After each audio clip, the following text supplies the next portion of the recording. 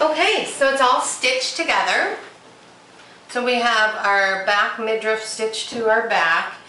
Now you may have been wondering like why it was so important that when we stitched the back together, why it didn't have a stitch all the way up.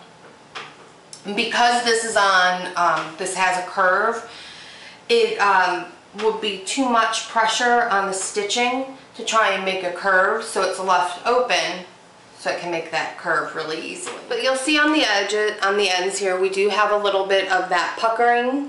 But again, like I said, a lot of that is going to be eaten up by the 5/8 seam allowance.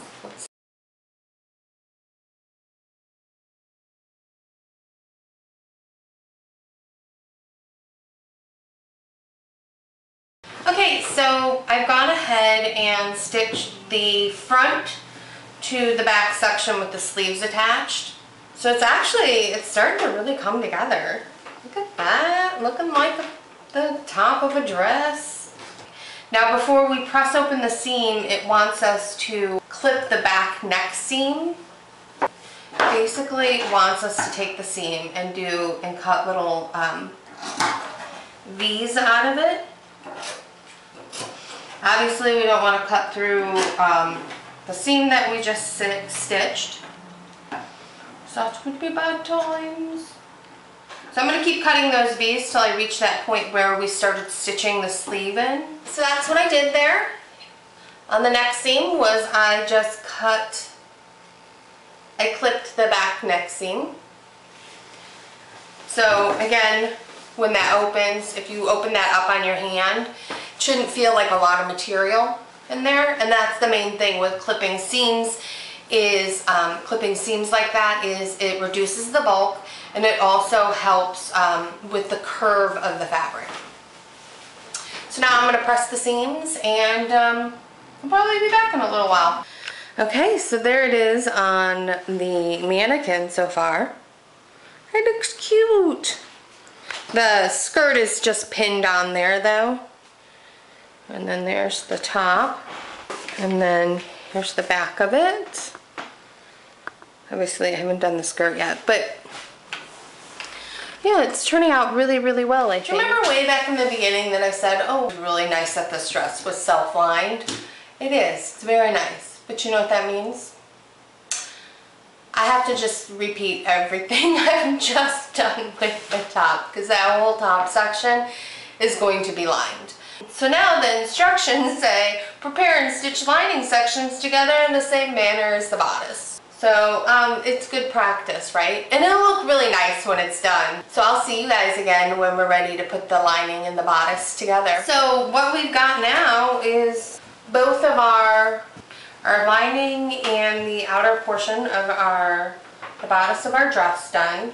And it's stitched together around the neckline and also around the sleeves.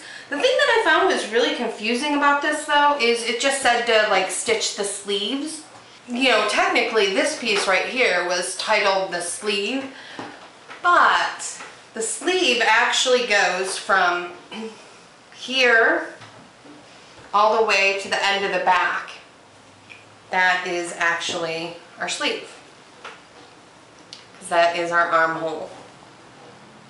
So that is just a little bit confusing. Now what it's saying to do is it wants us to trim and understitch the lining as far as possible. Essentially what that's going to be is iron this back.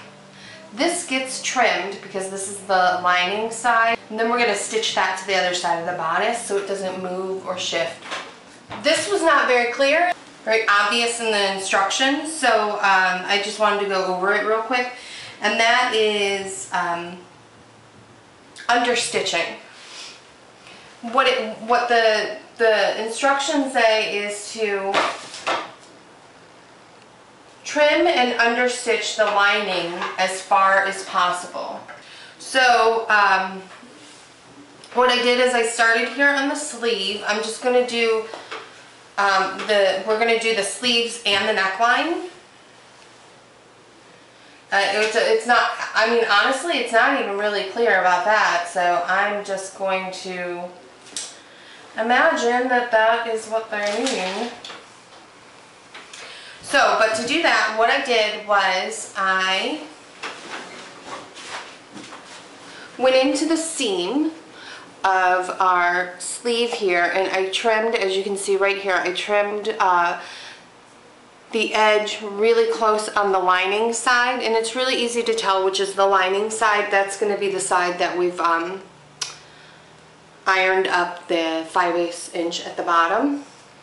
So I trimmed that as close as I could. Then what you do is you lay your seam down against the lining side and you stitch about an eighth of an inch next to your seam allowance. What this does then is when your sleeve is out, it won't roll and your lining won't pop out. You know how that sometimes happens? It's a little bit tricky because you have to kind of get this through the machine, because you're going to sew it through the machine by opening the two pieces and sliding it through the machine like this, which I was able to get the entire sleeve area through the machine. Now for the neckline though, that's much larger. So I'm going to feed the one side through the machine, then feed the other side. Okay, understitching. Just one thing I wanted to say about that. You want to be careful when you're feeding it through that you're not stitching the understitching to another section of the garment itself and creating a small disaster. Not that I did that once. Didn't do it once, no. No, did not do it once. I did it twice. Oh my god.